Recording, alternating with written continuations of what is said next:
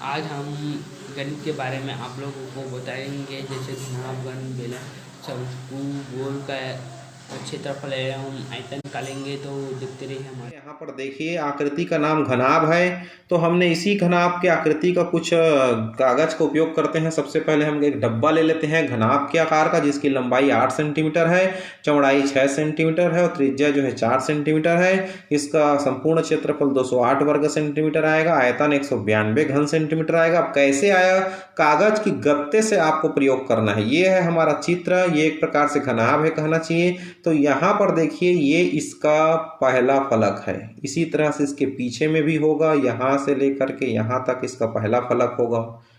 चलिए 2 फलक हो गया। ये इसका, अब हम आपको बता रहे हैं यहाँ पर ये जो है इसका अगल बगल की हम बात करें तो यहाँ पर इस तरह से ये जो डब्बा है ये 2 फलक और हो गया, माने 4 फलक हो गया। और ऊपर नीचे की हम बात करें तो यहाँ पर इस तरह से ये हो जाएगा। इसमें भी कागज चिपकाना है, नीचे वाली जगह में भी हमको क्या करनी है, कागज चिपकाना है उसी के नाप का।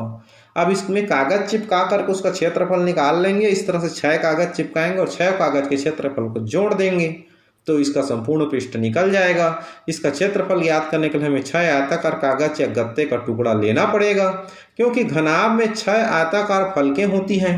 सभी कागज के टुकड़े को इस प्रकार हमने काट लिया ताकि वे घनाभ के सभी 6 फलकों को ठीक बराबर पूरी तरह ढक सके। अब इन कागज के क्षेत्रफल को निकाल कर योग करने से हमें घनाभ का क्षेत्रफल अर्थात संपूर्ण पृष्ठ प्राप्त हो जाएगा।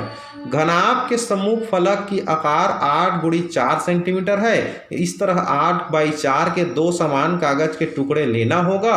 घनाभ के नीचे और ऊपर की आकार 8 बाई 6 सेंटीमीटर माप की है, अतः इस माप के 2 समान कागज के टुकड़े लेना पड़ेगा। इसी प्रकार घनाभ के अगल बगल की आकार 6 बाई 4 सेंटीमीटर माप की है, इसके लिए भी हमें 2 समान कागज के टुकड़ा लेना पड़ेगा। घनाभ के सामने और पीछे के लिए पहला कागज 8 बाई 4 का, इसका क्षेत्रफल मतलब आयत का क्षेत्रफल, पहला कागज का टुकड़ा 8 बाई 4 सेंटीमीटर है तो क्षेत्रफल हो जाएगा लंबाई गुणित चौड़ाई, तो 8 गुणित 4 बराबर 32 वर्ग सेंटीमीटर।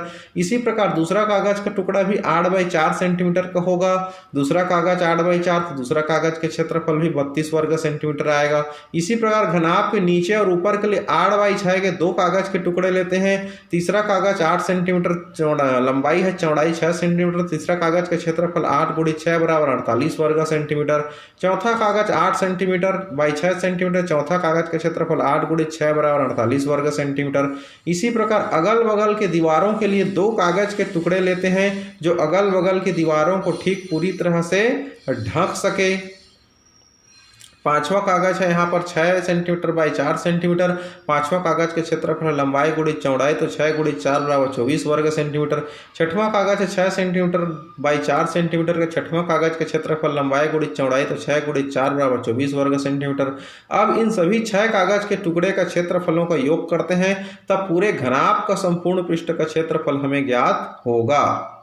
पूरे घनाभ का हमें संपूर्ण क्षेत्रफल ज्ञात होगा। घनाभ का संपूर्ण पृष्ठ हो जाएगा पहला कागज प्लस दूसरा कागज प्लस तीसरा कागज प्लस चौथा कागज का क्षेत्रफल, पांचवा कागज का क्षेत्रफल प्लस छठवां कागज का क्षेत्रफल। सभी कागज के क्षेत्रफल है यहाँ पर देखिए, पहला का 32 तीसरा चौथा का 48 इस तरह से आपका पांचवा छठवां का 24 सबको जोड़ दिए 208 वर्ग सेंटीमीटर आ गया। इसी प्रकार आयतन ज्ञात करने के लिए हम घनाभाकार बाक्स की धारिता पता करते हैं, अर्थात इस बाक्स में कुल कितना पानी भर सकते हैं या इसमें कुल कितना हवा स्थान घेर सकते हैं, वही इसका आयतन कहलाता है। आयतन ज्ञात करने के लिए इसके लंबाई चौड़ाई और ऊंचाई का तीनों का आपस में गुणा करना पड़ेगा, जो निम्नानुसार है। घनाभ का आयतन लंबाई गुणित चौड़ाई गुणित ऊंचाई a गुणित b गुणित c बराबर 8 गुणित 6 गुणित 4 बराबर 192 घन सेंटीमीटर। इस तरह से ये इसका आयतन हो गया। घन, अब हम घन के बारे में बात कर रहे हैं यहाँ पर। तो लंबाई 5 सेंटीमीटर, चौड़ाई 5 सेंटीमीटर, ऊंचाई 5 सेंटीमीटर, माने इसका तीनों तरफ सेम रहेगा घन के लिए, और उसका क्षेत्रफल 150 वर्ग सेंटीमीटर आएगा, आयतन 125 घन सेंटीमीटर आएगा। तो इस तरह से हम ले लिए 5 का हमने ले लिया, और इसके बाद इसका हम लोग ये 150 और 125 कैसे आया इसको हम बता रहे हैं। घन की आकृति में लंबाई चौड़ाई ऊंचाई तीनों समान होती है, इसके सभी कोर की लंबाई बराबर होती है। हमने 5 सेंटीमीटर कोर वाली घन आकृति बाक्स बनाया है। इसमें 6 वर्गाकार फलक होती है, सभी फलकों फलकों का क्षेत्रफल एक समान होती है। अब हम 6 कागज के टुकड़े लेंगे जो इस घन के सभी 6 पृष्ठों को पूरी तरह से ठीक ठीक आच्छादित कर सके। देखिए यहाँ पर पहला कागज का टुकड़ा है 5x5 का, क्षेत्रफल आएगा 5 × 5 तो 25 वर्ग सेंटीमीटर। दूसरा कागज भी 5x5 का रहेगा, इसका भी क्षेत्रफल 25 वर्ग सेंटीमीटर। तीसरा कागज भी 5x5 का रहेगा, इसका भी क्षेत्रफल 25 वर्ग सेंटीमीटर। चौथा कागज भी 5x5 सेंटीमीटर, इसका भी क्षेत्रफल 25 वर्ग सेंटीमीटर। पांचवा कागज भी 5x5, इसका भी क्षेत्रफल 25 वर्ग सेंटीमीटर। छठवां कागज भी 5x5, इसका भी क्षेत्रफल 25 वर्ग सेंटीमीटर। समस्त कागज के टुकड़े के क्षेत्रफलों का योग करते हैं, इससे पूरे घन का संपूर्ण पृष्ठ प्राप्त हो जाएगा। घन का संपूर्ण पृष्ठ बराबर पहला कागज धन दूसरा कागज का क्षेत्रफल धन तीसरा कागज का क्षेत्रफल धन चौथा कागज का क्षेत्रफल धन पांचवा कागज का क्षेत्रफल धन छठवां कागज का क्षेत्रफल, सबका 25 है, इसलिए 25 धन 25 धन 25 धन 25 धन 25 धन 25 बराबर 150 वर्ग सेंटीमीटर घन का संपूर्ण पृष्ठ निकल के आया। घन का आयतन जानने के लिए इसकी तीनों भुजाओं का गुणा कर देंगे, 5 × 5 × 5 बराबर 125 घन सेंटीमीटर इसका आयतन हो जाएगा। जैसे एक पंखे का बॉक्स आप देख पा रहे होंगे, का बॉक्स एक घन का बेस्ट उदाहरण है। चलिए इसमें बात करते हैं आकृति का नाम, आधार का त्रिज्या, ऊंचाई, वक्र पृष्ठ, आयतन के बारे में। तो आकृति का नाम है यहाँ पर बेलन, आधार का त्रिज्या है यहाँ पर 7 सेंटीमीटर, ऊंचाई है 14 सेंटीमीटर, वक्र पृष्ठ 616 आएगा, आयतन 2156 घन सेंटीमीटर आएगा। चलिए इसको भी मैं निकाल के बताता हूँ। एक बेलन ले लेना है आपको। घर में जो डिब्बा होता है किसी भी प्रकार का, जो घर की जो गोल जो डिब्बा होती है, बोतल होती है गोल, या फिर घर में जो भी प्रकार के, जैसे दुकान में चॉकलेट रखने का जो एक गोल डिब्बा आता है, वो भी हम ले सकते हैं यहाँ पर। तो ये भी आधार का त्रिज्या यहाँ पर इसका 7 सेंटीमीटर हमने माना है, ऊंचाई 14 सेंटीमीटर है। अब इसका हमको वक्र पृष्ठ और आयतन ज्ञात करना है। हमें इसका वक्र पृष्ठ ज्ञात करने के लिए कागज को इस प्रकार काटें कि इसके बेलनाकार क्षेत्र में पूरी तरह से लिपट कर ढक सके।